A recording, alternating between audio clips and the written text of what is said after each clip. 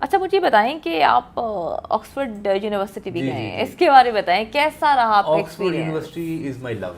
اچھا, ریئلی مجھے پہلی دفعہ جب میں گیا تھا تب بھی مجھے بہت مزہ آیا تھا. پہلی دفعہ جانا کیسے ہوا؟ میرا بس فری ہو گیا نا 5 دن, جیسے میں نے بتایا آپ کو یارک میں میری کانفرنس تھی, اس کے بعد میں لنڈن آ گیا. اچھا, پھر لنڈن سے میں نے, کیونکہ آکسفورڈ یونیورسٹی کا بڑا نام سنا ہوا تھا اور میں خود بھی ایجوکیشن اور میڈیا کی فیلڈ سے تھا, تو میری خواہش تھی کہ میں آکسفورڈ دیکھوں, کہ کیونکہ دنیا کے جو بڑے جو اس وقت جو پرائم منسٹرز ہیں, پریزیڈنٹس ہیں, زیادہ تر کنٹریز کے جو پریزیڈنٹ اور پرائم منسٹر ہیں وہاں کے پڑھے ہوئے ہیں آکسفورڈ کے. تو میں نے سوچا کہ دیکھیں تو صحیح جا کے کہ کیا چیز ہے, کیا توپ ہے, کیا یونیورسٹی ہے جس نے پوری, اگر یہ بات غلط نہ ہو گئی کہ آکسفورڈ یونیورسٹی پوری دنیا پہ رول کر رہی ہے, کیونکہ انہی کے الومینائز ہیں جو کسی نہ کسی بڑی پوزیشن پہ موجود ہیں. بالکل صحیح. اچھا, میں جب وہاں پہ گیا تو میں جب انٹر ہوا تو میں نے کہا, کسی سے پوچھا, میں نے کہا جی میں نے آکسفورڈ جانا ہے.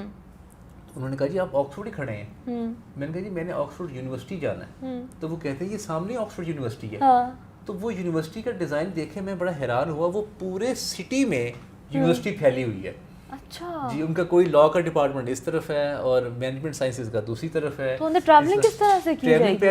پیدل ٹریول کرتے ہیں زیادہ تر لوگ. وہ بہت بڑا سٹی نہیں ہے, چھوٹا سٹی ہے. اگر آپ, میں اپنی کیلکولیشن کے مطابق اگر بتاؤں تو تقریباً 10-15 کلومیٹر کا وہ ڈائیمیٹر ہوگا, جس میں سارے. اچھا, یہ یونیورسٹی تب بنی تھی, یہ والی یونیورسٹی, جب وہاں کے جو گورے تھے نا ان کے بچے بڑے شرارتی تھے. اچھا, وہ کہتے تھے کہ لنڈن کی جو نائٹ لائٹ ہے نا, لائف ہے, بڑی رنگین ہے, بالکل, ان سے دور رکھا جائے بچوں کو.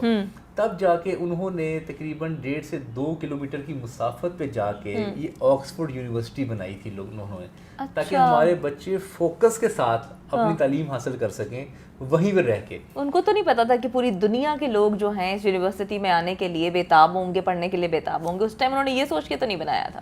ہاں, ہو سکتا ہے اب اس وقت انہوں نے کیا سوچا ہو. بہرحال انہوں نے اپنی جو نسل ہے اس کو, جو ڈسٹریکشنز تھی نا لنڈن کی رنگینیاں, اس سے دور رکھنے کے لیے یہ یونیورسٹی بنائی تھی. اچھا, میں فرسٹ ٹائم گیا وہاں پہ تو وہاں پہ میں نے دیکھا لڑکے لڑکیاں بیٹھے ہوئے تھے گروپس میں, جیسے ہمارے ہاں یونیورسٹی میں پارکوں میں بیٹھے ہوتے ہیں.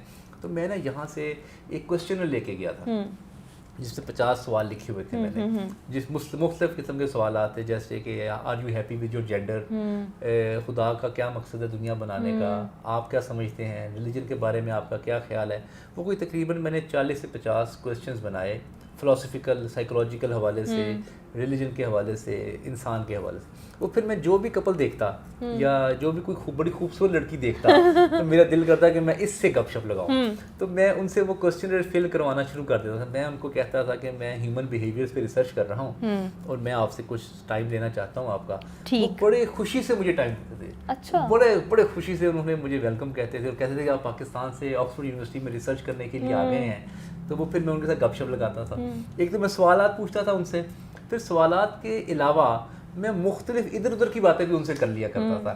کیونکہ ماریا کبھی غور کریں نا آپ, جو آئس بریکنگ ہوتی ہے وہ بڑی مشکل ہوتی ہے. بالکل, آپ کسی انجان شہر میں کسی انجان شخص سے بات کرنی بڑی مشکل ہوتی ہے, کسی بہت مشکل ہوتی ہے, بات کو آغاز کیسے کرنا ہے.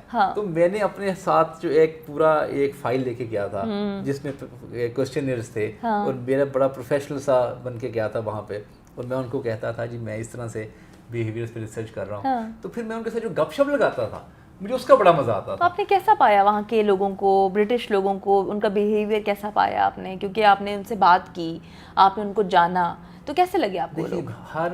ماریا, ہر ملک میں نا ڈفرینٹ طرح کے لوگ موجود ہوتے ہیں. وہ بھی 22 ہیں اور وہ بھی اپنے آپ کو سپیریئر سمجھتے ہیں دنیا میں, کہ وی آر ویری سپیریئر. کچھ لوگ ایسے بھی ہیں جو کہ بہت فرینڈلی بھی ہیں وہاں پہ, اور کچھ لوگ ایسے ہیں جو آرتھوڈاکس ہیں, بہت سارے لوگ ایسے بھی ہیں. تو ہر طرح کے لوگ مجھے ملتے رہے. عموماً لوگ سارے اچھے ہیں وہاں پہ. اچھا جی, سب سے پہلے میں نے لنڈن میں یہ جا کے سیکھا تھا کہ جیسے ہی آپ دروازے سے باہر نکلتے ہیں تو آپ نے دوسرے شخص کے لیے دروازہ پکڑ کے رکھنا ہے. اچھا, تاکہ وہ بھی گزر جائے. بالکل میں نے پاکستان میں نہ زندگی میں کسی کو دیکھا تھا یہ کرتے ہوئے, نہ اپنی فیملی کو دیکھا تھا, نہ اپنے کسی دوست کو دیکھا تھا. ہم تو دیکھیں دروازہ کھولتے ہیں, گزرتے ہیں, ٹھک سے دروازہ بند بھی کر دیتے ہیں. اندازہ نہیں ہوتا کہ ہمارے پیچھے کون آ رہا ہے. کبھی نہ کسی کے لیے دروازہ کھولتے ہیں, کیونکہ ہم نے کبھی ایسی چیز سوچی نہیں نا, دیکھی نہیں نا, دیکھی بھی نہیں, سوچی بھی نہیں. آنکھ سے سیکھتا ہے. بالکل صحیح کہہ رہے ہیں آپ. اچھا, پھر میں نے دیکھا, اچھا پھر میں ایک اور میری زندگی وہاں پہ بڑی آسان ہوئی. میں لنڈن آئے کے قریب ایک واش روم گیا, نماز کا ٹائم ہوا, میں وضو کر رہا تھا. میں وضو کر رہا تھا تو میں اپنے پاؤں سے میں نے شوز ساکس اتارے اور میں وضو کرنے لگ گیا. میں نے پاؤں واش بیسن کے اندر ڈال کے ہاں جی وضو کرنا شروع کر دیا. مجھے وضو کر لیا تو وہاں پہ ایک عربی شخص تھا, اس نے مجھے بلایا, اس نے کہا میری بات سنیں, کہاں سے آپ؟ میں نے کہا جی میں پاکستان سے ہوں. تو کہتے ہیں بیٹا یہ واش بیسن میں نا پاؤں ڈال کے وضو نہیں کرتے. اچھا مجھے بڑی شرمندگی ہوئی. میں نے کہا یہ بات تو ٹھیک کر رہا ہے, ہمیں تو یہی بچپن سے عادت پڑی ہوئی تھی, پاؤں ڈالا اور وہ واش روم کے بیسن کے اوپر ڈال کے وہ پاؤں صاف کرنے لگے. انہوں نے مجھ سے پوچھا کہ آپ نے صبح نہائے تھے, آپ نے شاور لیا تھا؟ میں نے کہا جی بالکل لیا تھا. کہتے ہیں کہ آپ نے پھر ساکس پہن لیے؟ میں نے کہا جی ساکس بھی میں نے پہن لیے. تو کہتے ہیں جی آپ کو نا پاؤں دھونے کی ضرورت نہیں ہے, اچھا آپ کے پاؤں صاف ہیں, ہلکا سا اوپر سے مسح کر لیں, بس آپ کو پاؤں دھونے کی ضرورت نہیں ہے. اور ویسے بھی یہ بڑی ایل مینڈ بات ہے کہ لوگ یہاں پہ منہ دھوتے ہیں اور آپ پاؤں اوپر کر کے بیسن سے دھو رہے ہیں. یہ 2 لیسنز مجھے پہلی بار میں ایسے ملے جو کہ میری زبردست لائف چینجنگ میسج تھے. ایک تو میرے لیے نماز پڑھنی آسان ہو گئی. میں موسٹ آف دا ٹائم نا میں وضو کی خاطر نماز نہیں پڑھ پاتا. بالکل صحیح کہ میں پہلے شوز اتاروں گا, پھر میں چپل ڈھونڈوں گا, پھر میں ساکس اتاروں گا اور پھر وضو کروں گا. اب میں کہیں بھی ہوتا ہوں, منہ دھوا, بازو کی طرح کونی صاف کی اور وضو ہو گیا. تو آپ کے اندر سیکھنے کی جستجو تھی تو آپ نے کسی کی بات کو سنا اور سمجھا. اگر عام کوئی اور بندہ ہوتا تو وہ کہتا کہ یار اس کو کہتے کہ آپ کو کیا تکلیف ہے, جو کہ ہماری عادت ہے, ٹھیک ہے نا. یہ تو آپ کے اندر ایک شعور تھا کہ آپ نے اس چیز کو کیچ کیا. ہم لوگوں کو چیزوں کو سمجھنا چاہیے, اور اگر کوئی ہمیں سمجھاتا ہے تو ہمیں سمجھنا بھی چاہیے اور کوشش کرنی چاہیے کہ ہم سمجھیں. ہم لوگ اپنے آپ کو سپیریئر سمجھتے ہیں, ہم نہیں سمجھتے. دیکھیے ماریہ, میں نے نا کبھی علم کے حوالے سے نا ایگوسٹک نہیں ہوا. میں نے کبھی ایگو کا مسئلہ نہیں بنایا. میں بندے کی بات سنتا ضرور ہوں, اچھا, اس کے بعد پھر پرکھتا ہوں کہ کیا یہ بات ٹھیک کر رہا ہے, پھر فیصلہ کرتے ہیں. سب سے پہلے ماریہ آپ کو بات کو نا ایکسیپٹ کرنا پڑتا ہے کسی کی. ایگزیکٹلی آپ کو بات کو سن کے ایک دفعہ اس کو ایکسیپٹ کرنا پڑتا ہے, پھر اگلی اسٹیج ہوتی ہے اس کو اینالائز کرنے کی. بالکل صحیح. اگر آپ اس کی بات سنتے ہی اس کو آپ ریفیوز کر دیں, ریجیکٹ کر دیں, تو پھر آپ کا علمی پروسیس رک جاتا ہے. آپ علم کی جو سطح ہیں وہ عبور نہیں کر پاتے.